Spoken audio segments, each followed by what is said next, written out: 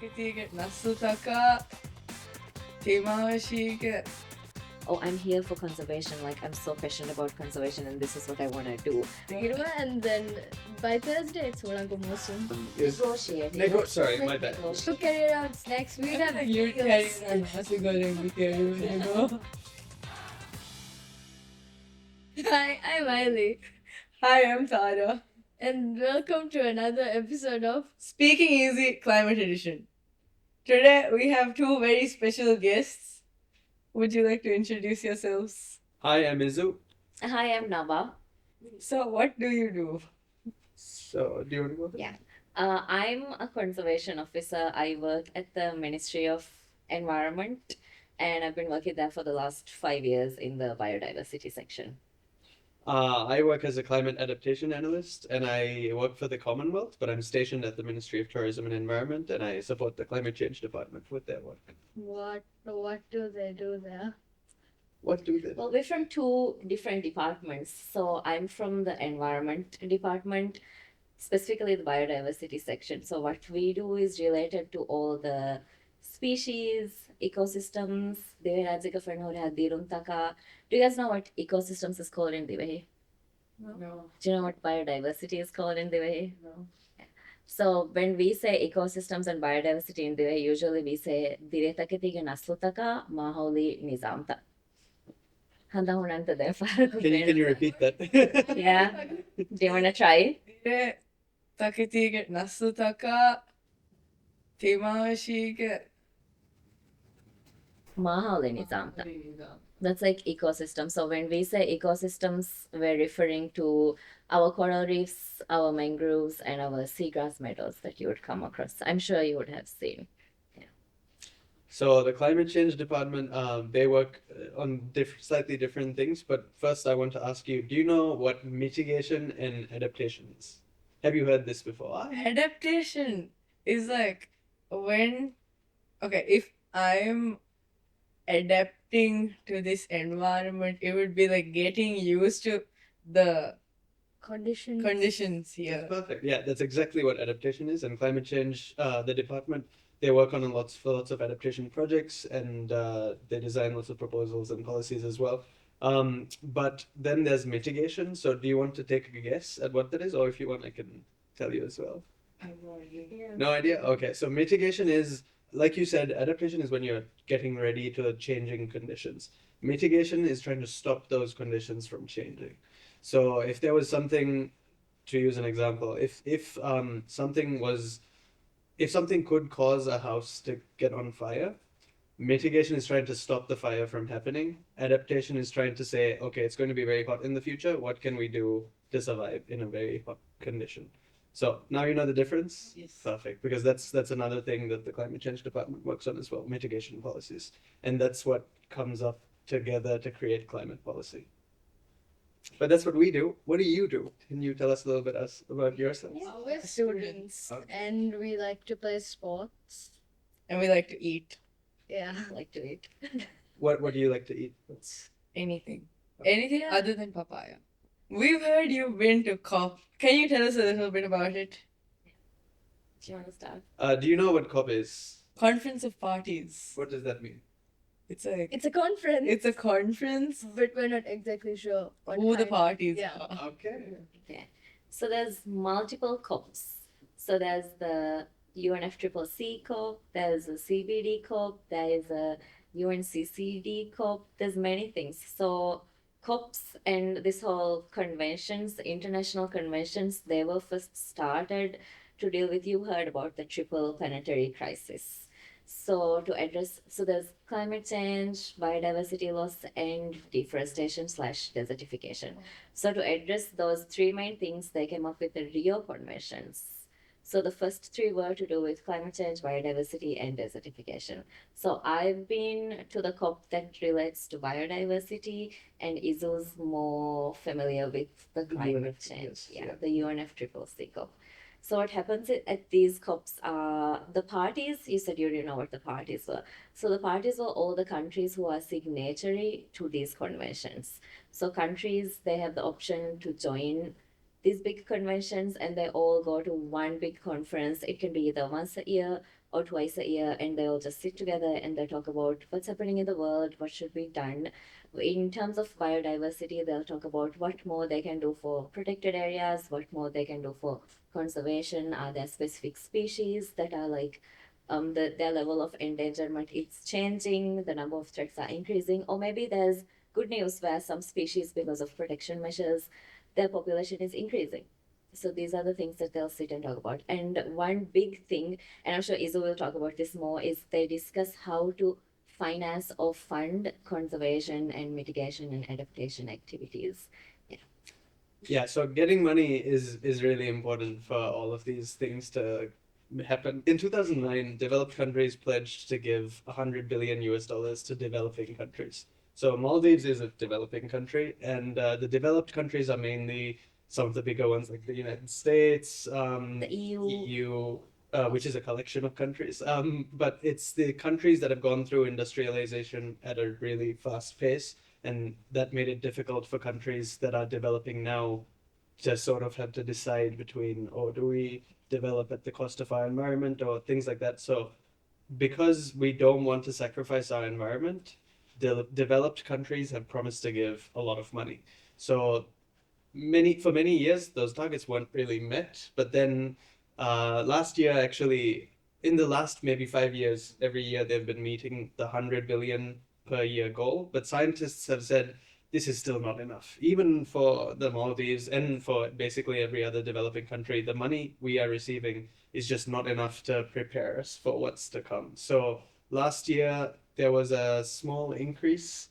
Small increase. Last year they decided to increase the financing to 300 billion US dollars per year, but that's still really short of what the developing countries want. So they want 1.3 trillion. We want 1.3 trillion. And yeah, so it's really not enough again, but that's why we have COPs every year to try and show them the progress we're doing with the limited funds we have and the real progress we can achieve with more financing. So that's why COPs, another reason why COPs are important. So I remember you telling me you took biology in school, right? So have you done like the water cycle, or have you done anything like precipitation, evaporation? Just have you what have you covered in? Yeah. We have learned about those. So you know what causes global warming. Yeah. pretty much. So what when the Earth heats up, what could cause sea level rise if it gets really, really hot everywhere? Ice caps and Glaciers. Yeah, exactly. So when there's more greenhouse gas emissions, that traps more heat in the Earth's atmosphere, and then that leads to the glaciers melting, and that leads to small incremental changes in the sea level. Yeah. So that's how greenhouse gas emissions are connected to sea level rise. So you were my swimming coach, right? And then you spent a lot of time near the ocean, right?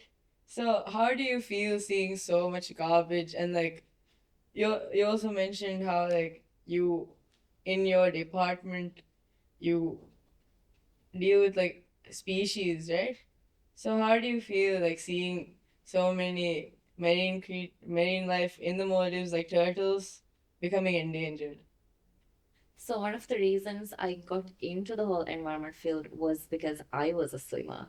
So I started swimming at a young age like you as well, and I got used to seeing all the trash that we see at Trek or just when we're going out on a launch. We're so easily able to identify plastic pollution or just any other things that have been discarded blatantly into the ocean.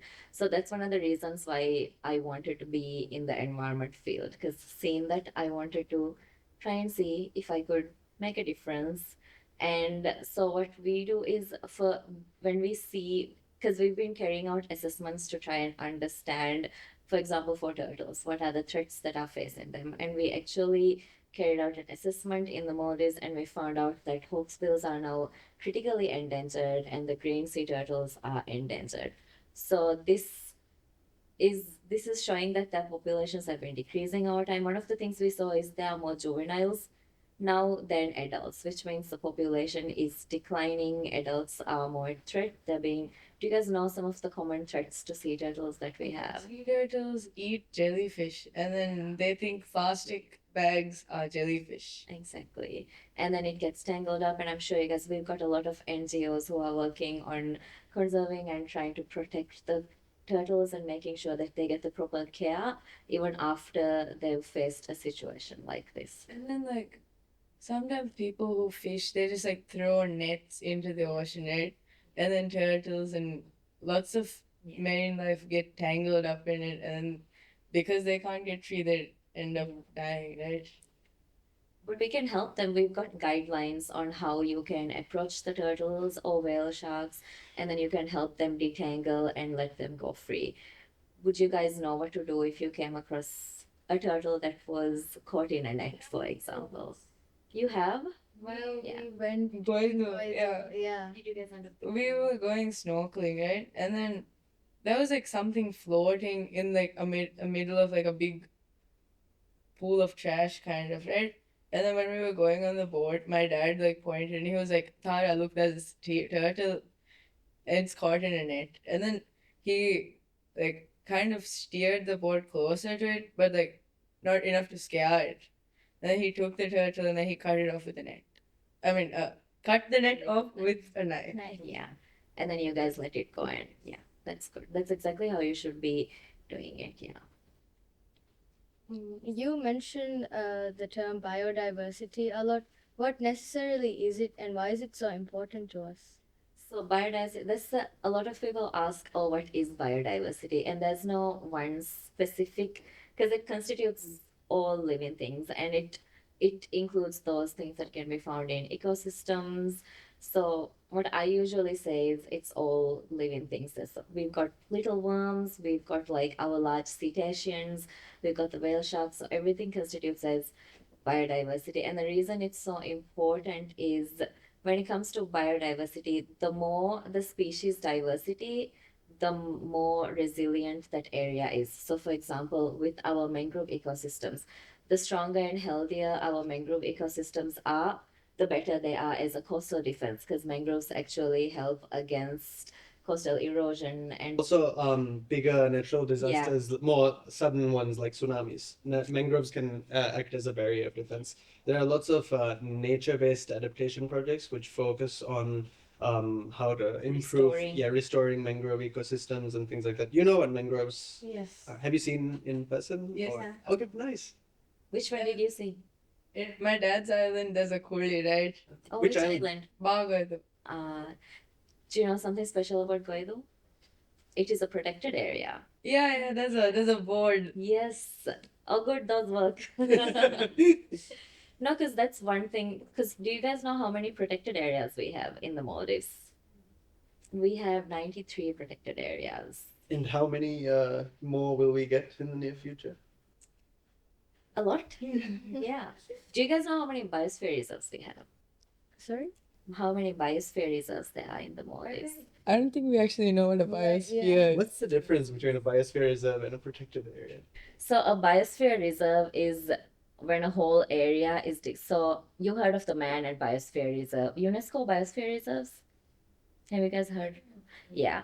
So a biosphere reserve it's a large area and it will include multiple protected areas. So there'll be a core area, so in the core area you cannot do any activities. But in the buffer area, you can carry out activities like recreational tourism, fisheries, and then there's gonna be the boundary. And that whole thing is a biosphere So reserve. basically, it's a community of Yes. protected areas. Yes, exactly. Question, like, is it like wildlife parks and stuff? Yes. Not in, well, we've got in Maldives, our biosphere reserves are Ba Atoll, Ado Atoll, and Formula. And I'm sure you heard about the Ado Nature Park and Formula Nature Park.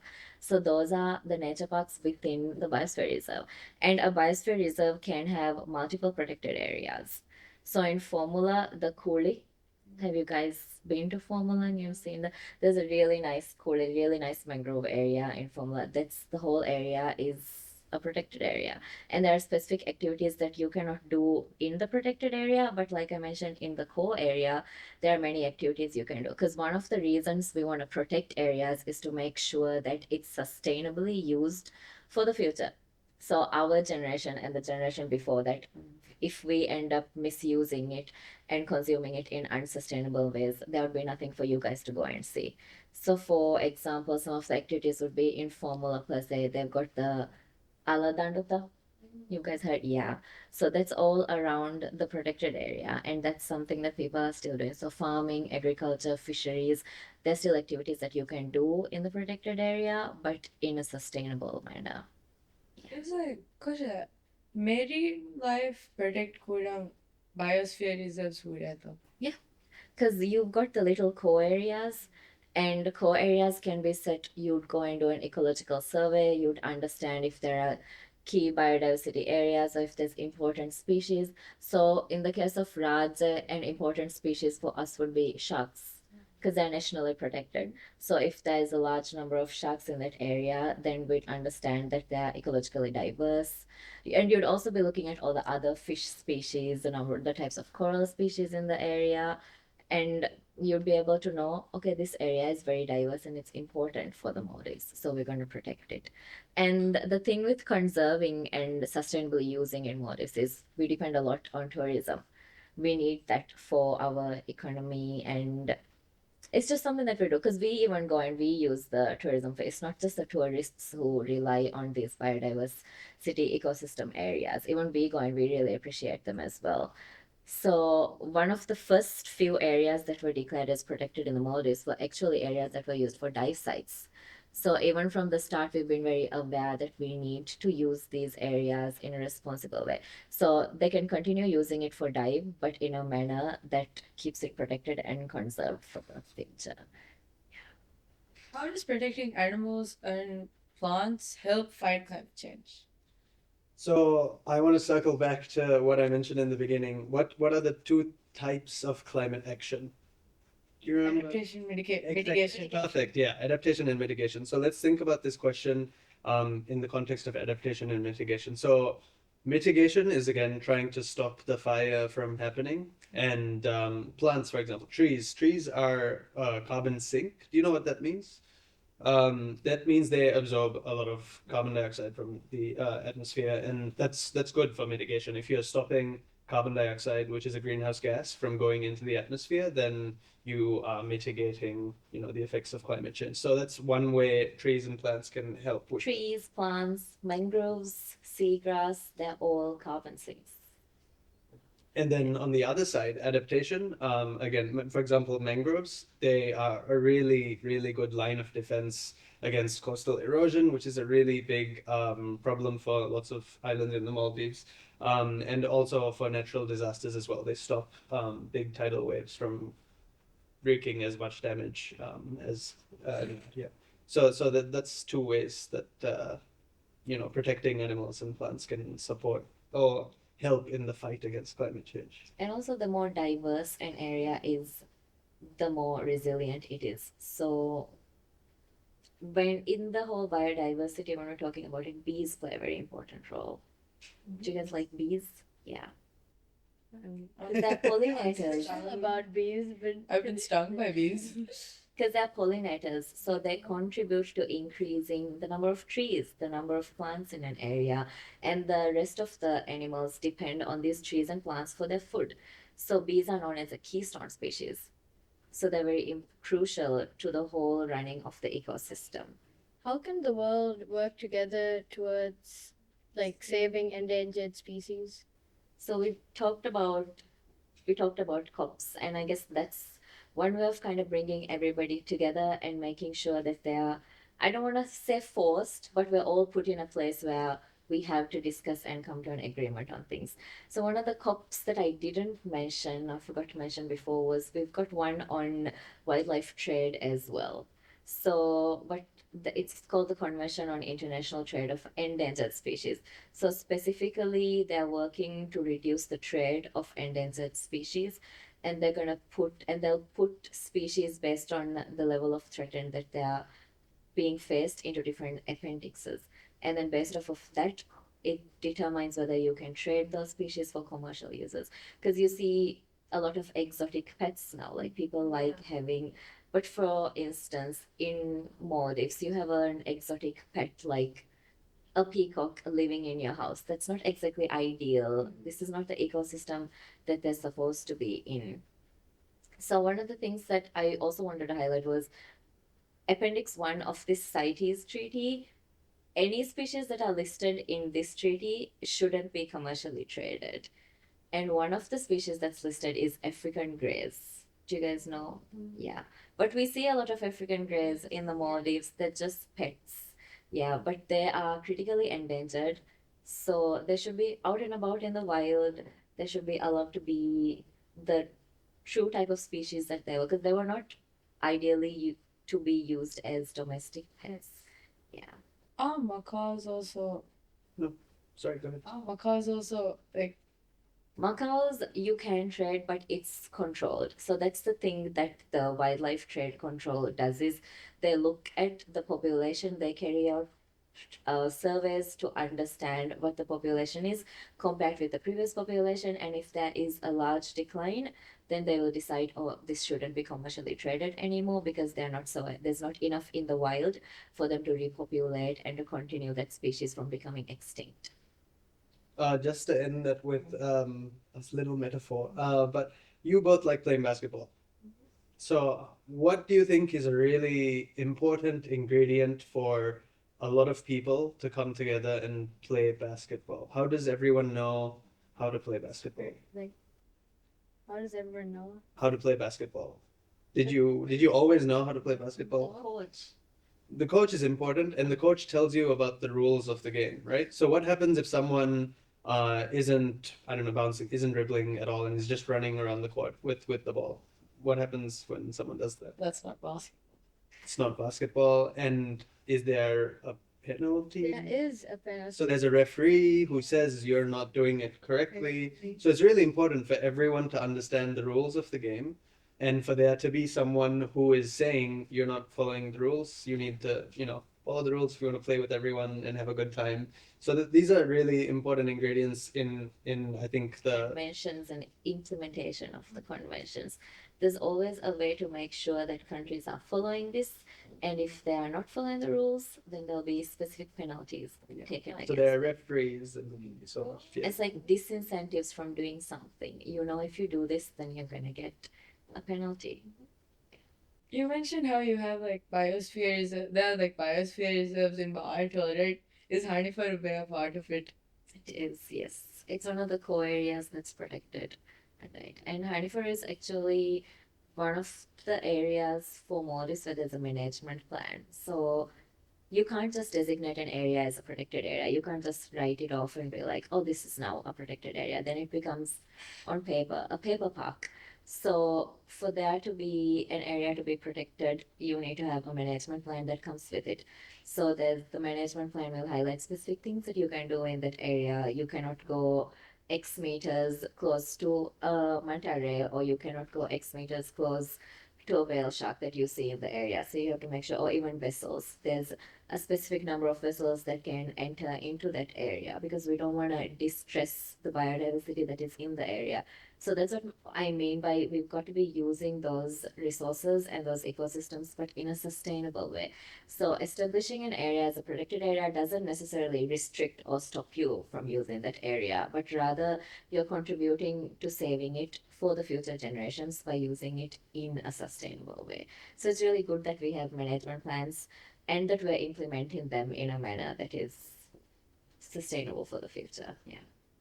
Have you ever been to Hanifar Bay?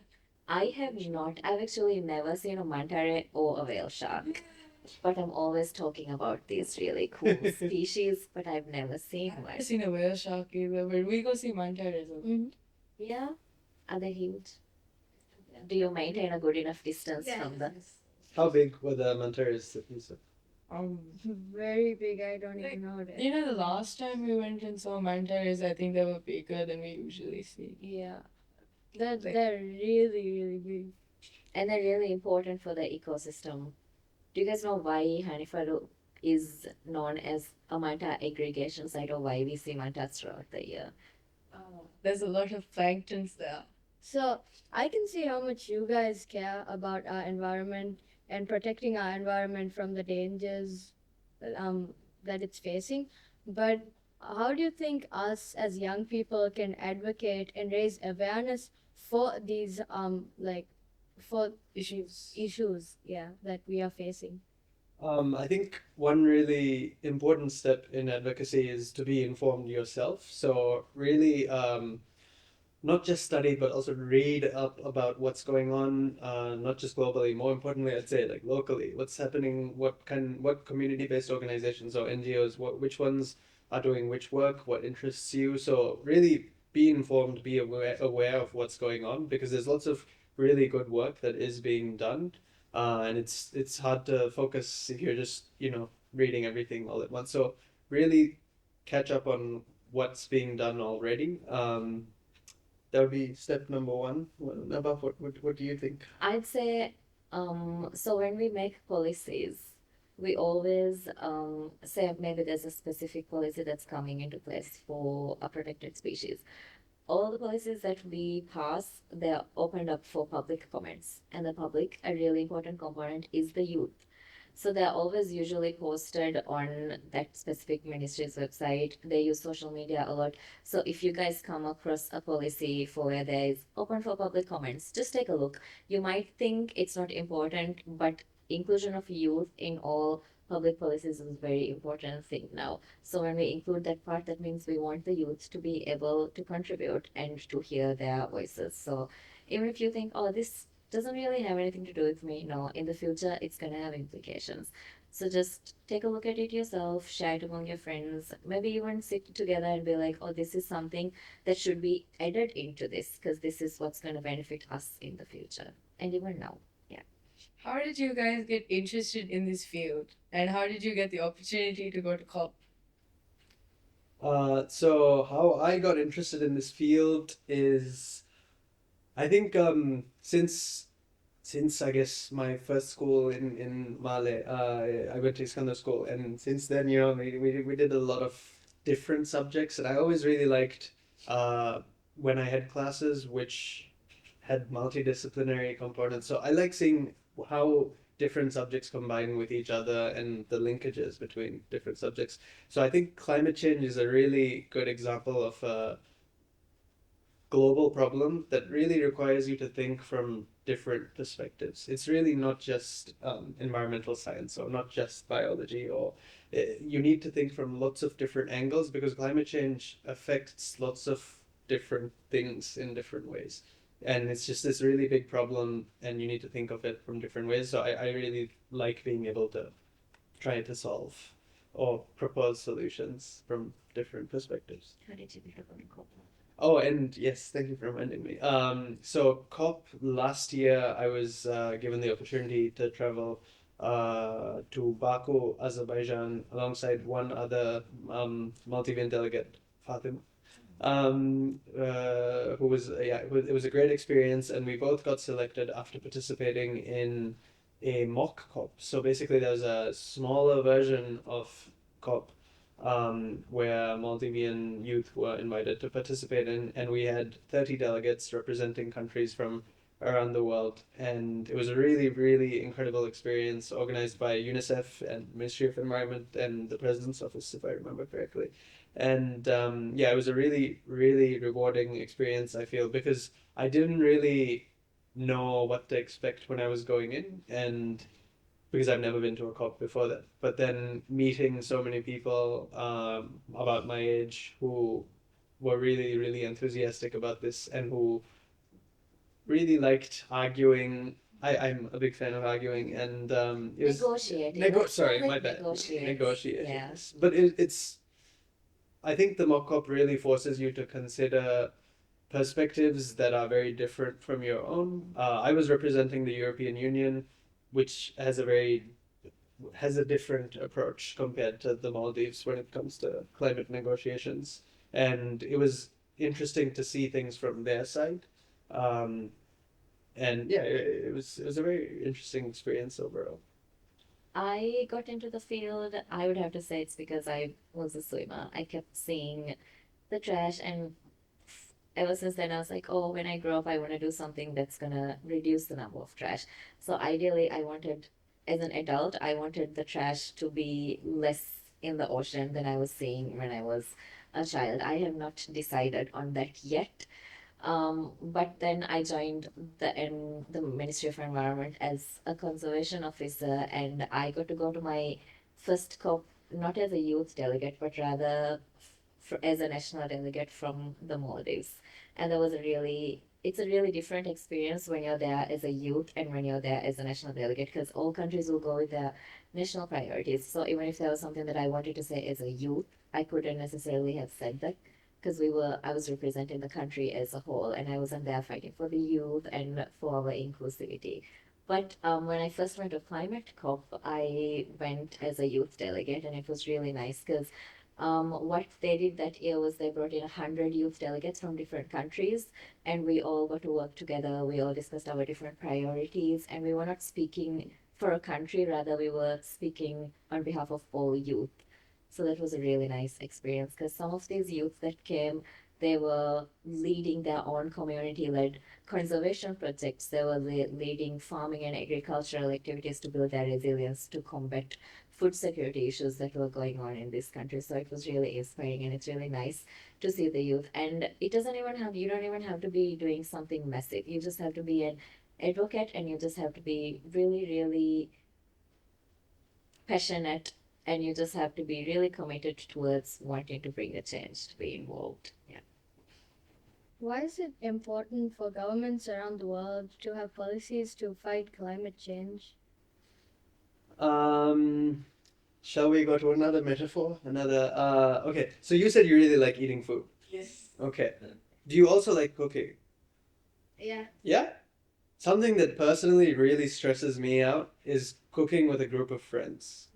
Because it can, there's a lot of You know moving who's doing things. what? Exactly. There's people are just doing their own thing, and then, but at the same time, if you don't communicate beforehand, maybe you'll just end up with dessert. Who's making the savory food? There needs to be a balance, and there needs to be, I think, fairness in how you prepare the food as well. One person shouldn't have to do all of the Yeah. really, really hard work, and then someone, I don't know, brings paper plates. That's also Yeah. unfair.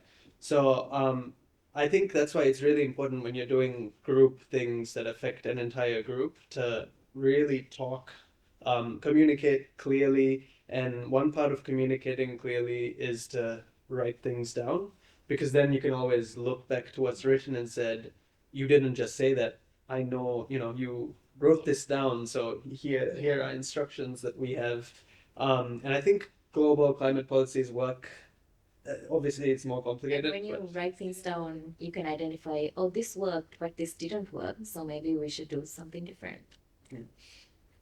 What is your day like at COP? Really long. So the way because we're going there to do a lot of discussions, and there are countries that you wouldn't normally get to interact with. For example, Maldives might not get the opportunity to speak to EU on multiple occasions in a year. So this might be the one time we get to go speak to them. So you have to make the most of all the connections that are being made available to you, like that network that's there for you. So there's going to be a lot of meetings, a lot of bilateral discussions that are going on. You go, and it could be you're asking to partner on a project, or you're asking for a little additional money for a conservation project.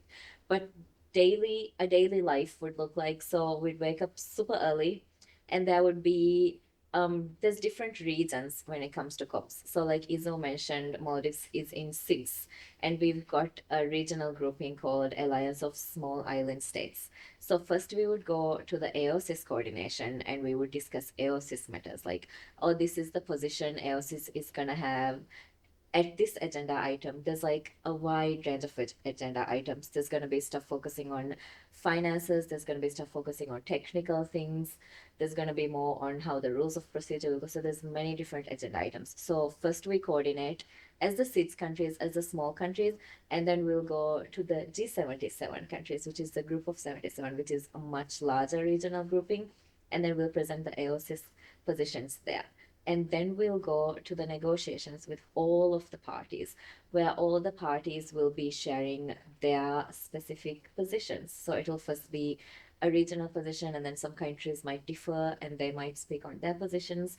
So we sit and we listen to all these positions, and then we go back And then again, we have another coordination meeting and we'll decide based on this and this that was discussed, or this is how we should negotiate on this specific matter. So I know it's sounding a lot like just sitting and listening to people, but when you sit and you listen to people, you actually really learn, and you learn how to read the room. You understand when you can intervene, when you should kind of step back. It's understanding geopolitics and how the balance of these things will go. So even if I go from a very, oh, I'm here for conservation, like I'm so passionate about conservation and this is what I want to do, I have to sit back and remember this is the whole world we're talking about. Everyone has different needs, everyone has different priorities, and we're all working together to try and kind of come in the middle of that, find something that's going to work for everybody. And that's a very long process, and that's why it's so important that we have these COPs where everyone can come together and talk about it. So all in short, it's a really long day, but with really productive discussions. Just to add one small thing that I was surprised by when I went. Even though everyone told me before I went, people who had previous experience, they said there would be a lot of walking, so make sure you bring comfortable shoes. I mean, I think I underestimated that part because there's a lot of walking. I think there were 4 days when I had 25,000 steps, which is a record for me in a day personally. And yeah, it's just a lot of walking, and so it's not just sitting down and staying silent. You need to move around, and it's not just the main negotiation rooms. There's also the pavilions where countries showcase the progress that they've made in the previous year, and yeah, so you walk around that place as well and learn a lot from different stalls. And Did you like waking up very early in the morning? Well, you get the first 2 days are hard, and then you just kind of you get used to it. Yeah. the thing is, because the days, these are full days. It's early morning to sometimes late at night, and by the time you're done, you're so tired, you fall asleep immediately. So you still get a decent night's sleep usually, and you wake up pretty early. Yeah, it's that. Yeah, like Naba said, you get used to it very easily. You mentioned how you took part in a mock COP and that's what got you interested. Well, me and Tara actually we took place in the Model UN. and it was very interesting. I feel like we learned a lot from that, and it kind of relates to the COP. Yeah. And also, you mentioned bilateral. What does that mean? Bilateral is when there's a lot of countries all together. So sometimes you just want to speak to one specific country. For example, I want to just go have a separate discussion with another sits like Fiji. So a bilateral is when it's just two So, countries meeting together. In basketball language, maybe a one-on-one. Yeah. What is AOSIS? So AOSIS is the Alliance of Small Island States. So Izo mentioned that we've got 37 AOSIS countries. So these are all countries which have very similar circumstances, like their vulnerabilities are similar. Either they are low-lying islands like the Maldives, they have lack of technical expertise, they've got small populations. So because of that, these are countries that really need special circumstances when it comes to, say, for example, being prioritized in the list of countries that's going to get access to funding sooner. Because as small island states, we are very prone to sudden onset events. So there might be a sudden natural disaster that we're not anticipated for. So we need to have access to a funding that we can utilize quickly. So there are special circumstances that we advocate for as the AOSIS grouping. And the reason there's a grouping is, of course, rather than working as one, working together is what's going to help push your position stronger. And AOSIS is actually really strong in the UNFCCC negotiating platform. And I'll let Izu speak a little bit about G77. So G77 is the largest negotiating bloc. So yeah, AOSIS is one of the negotiating blocs, and then you have G77, you have Umbrella Group, and there are a couple more as well. But G77 is the largest, and it's sometimes also referred to as G77 and China. Or is it China and G77? G77 plus China. G77 plus China. And It's yeah. the developing country. Yes. Roughly, yeah, that's just the biggest negotiating bloc. So when you guys are at COP, you guys mentioned like how Busy like your hectic schedules are. and how busy your schedules are, right? How do you make time to eat? Sometimes you don't have time, and that was a So, surprise as well. In the morning, we make sure to get a really good breakfast. Yes, So that's important. that's our main priority in the mornings, getting a really good breakfast. And then we carry a lot of snacks. and a lot of water. Yeah, because sometimes you don't get time to sit and have a proper meal, so you're just kind of on the go munching on something. Yeah, and it's good to have friends around you who remind you to eat, because sometimes genuinely you do forget. You're so invested in this, oh, what's going on in this agenda item, and then you're just so invested in that you forget to even eat. So it's nice to have somebody around you who's gonna be like, here's a snack, have it. And sometimes you might have back-to-back coordination meetings or negotiation meetings, and when that's happening, you don't have time to wait in a queue, Yeah. to stand in line for food. So it's nice to have someone to get some snacks, just to give you a muffin or maybe some kind of Anything protein bar. food, as long as you get some food. We're just really happy to see food when Yeah. we're at it. One thing I really appreciated last year, because it was in Baku, they had a lot of fresh pomegranate juice everywhere. So that was really nice because it's delicious. It's really, really. Have you had? Yes. So good. I didn't think we'd survive at COP without food, like without proper meals. I feel like we just have a whole bag of big, like a meal. You know, I you said think you carry around snacks. I We'd think have you'd meals. carry around nasi goreng with you everywhere you go. Oh, but the thing is, sometimes in the negotiations rooms, you're not allowed to bring in food. Oh. Yeah. I think nasi goreng is there. But when you're walking, like Izo said, when you're walking from one place to another, you're kind of having your snack as you go. And you'll see people you're sitting nasi down, goreng. yeah, next to the doors and stuff, just eating their food. And Is it different being a negotiator from the Maldives? Like to other countries. Like, Yeah. I'd say so.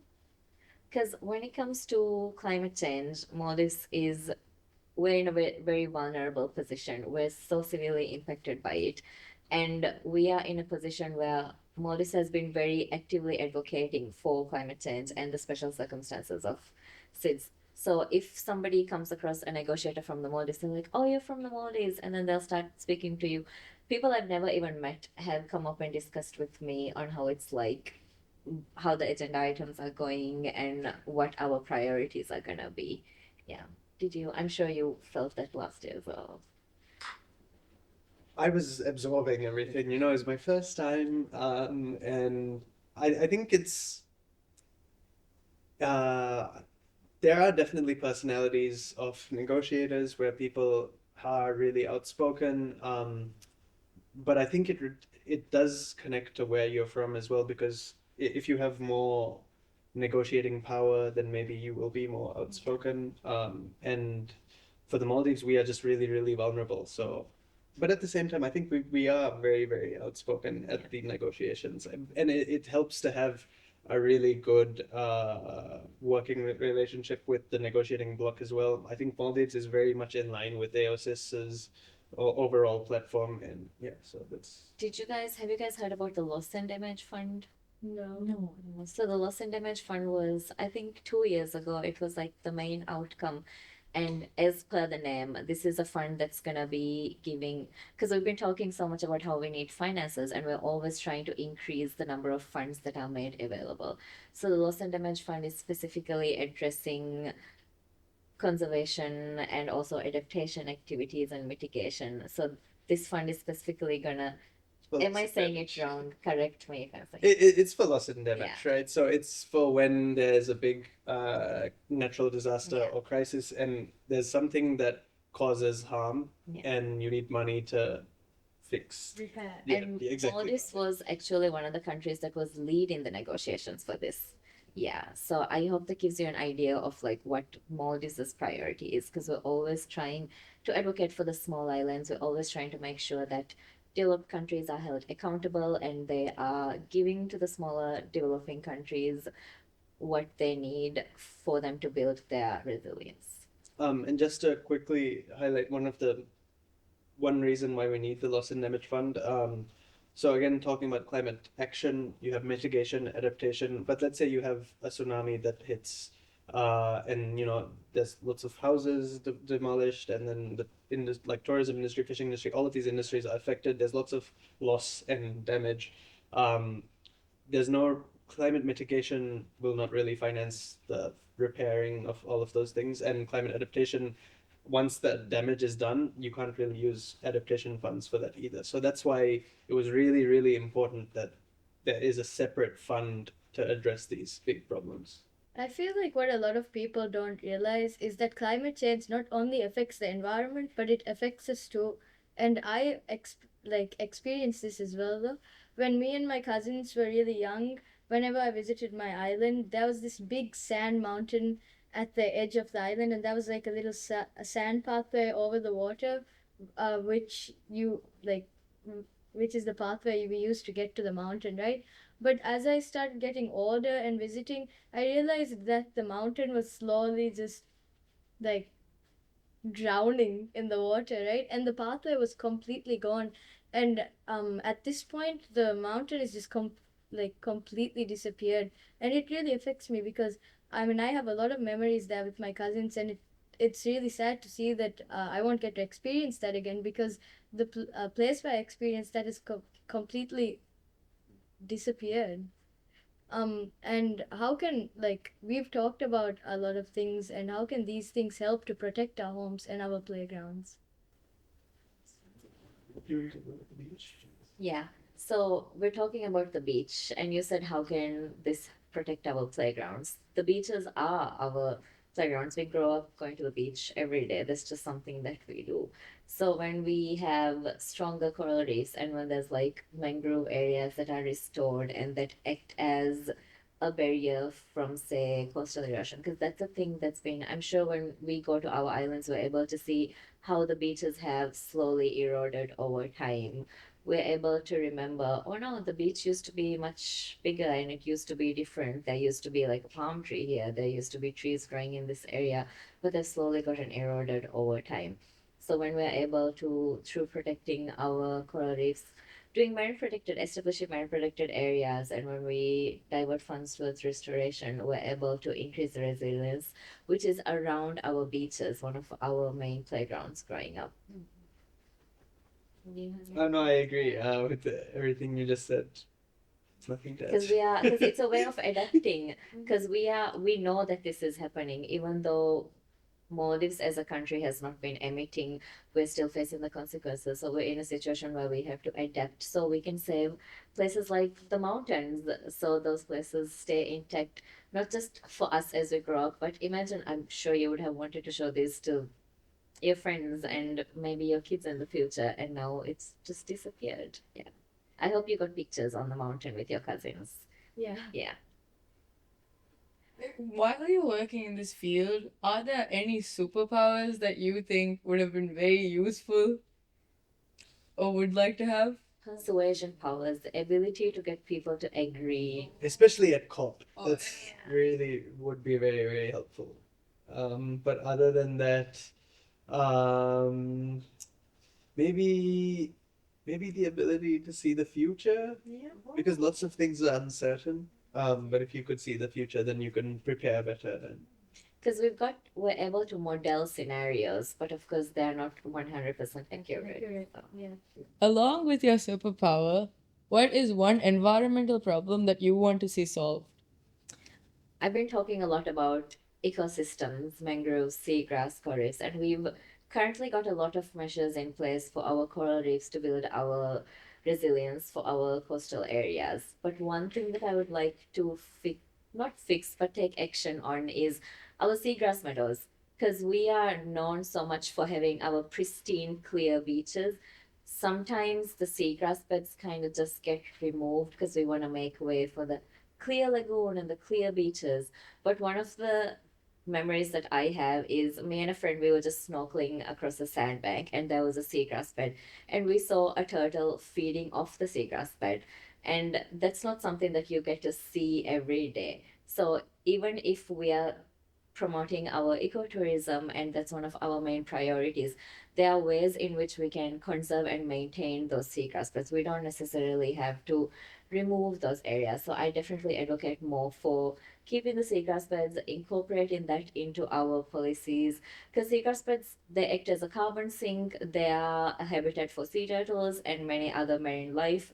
There's so many benefits that we can get from keeping the seagrass beds, and that's one thing that there definitely should be more research on, understanding the value of the seagrass beds, not just seagrass, our ecosystems that we have, mangroves, and what is the benefit to the Maldives of having these areas intact and protected, but being used in a sustainable way. Yeah.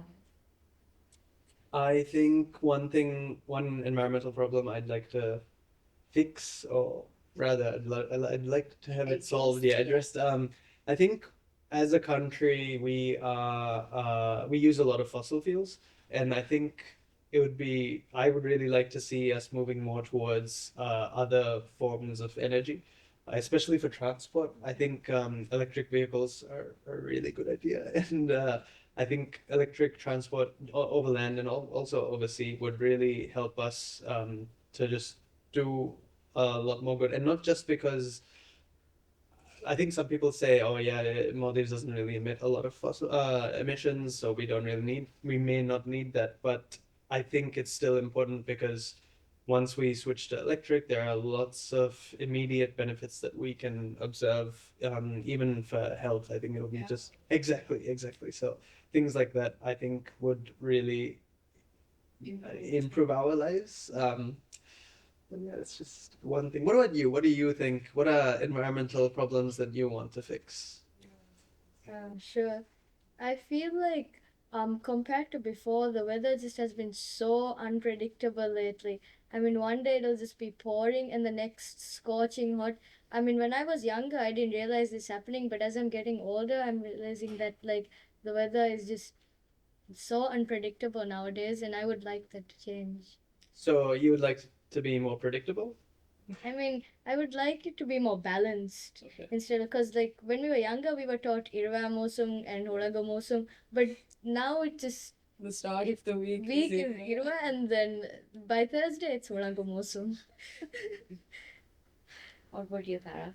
For me, I feel like it would be like marine life being like preserved, right? Because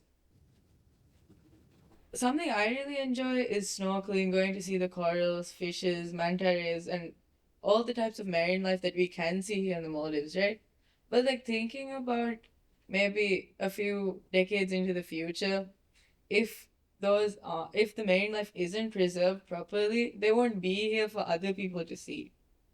So I feel like the happiness and like that feeling that I get when I see marine life and when I go snorkeling, I want a lot of other people to be able to experience that. That's really good. Um, You on that. just to throw a countering opinion into this mix, um, how would you feel if I said something like, let's just not go and let's just avoid snorkeling. Let's just no longer snorkel anymore. Because then marine life would just survive on its own, right? But it's not because we're against snorkeling, it's from other things like marine pollution, oil spills, the nets. Yeah. Yeah. No, It's that's those important. practices that's Yeah. leading Yeah. to threats for the marine I life. agree. So we go snorkeling, we identify threats, and we take action to reduce those threats. Who's your favorite superhero? Storm from X-Men. She can control the weather. I hate how hot it is, and every time I leave the house, there's a big puddle of sweat on my shirt. So I have to either wear black or very dark colors. I can't wear what I want. So sad. Thank you for making time out of your busy schedules to come see us and like give Thank you for educating us on a lot of topics that we didn't know about. and A lot of passing on the information that you have, like your experiences at COP, to us. It was very insightful. Thank you for having us. Definitely. This was as much a learning experience for us as well. One thing definitely, like it sounded like you had a really good time at Model UN. So definitely look into Mock Cop as well because it was a really great experience, and yeah, it was a lot of fun. No, it was really nice chatting with you guys. I'd say keep advocating, keep learning, and keep just, yeah, the whole thing about wanting to marine protected areas and all of that. Please keep pursuing it because I really appreciate that. It was really nice seeing you after so long. It was nice meeting you for the first time.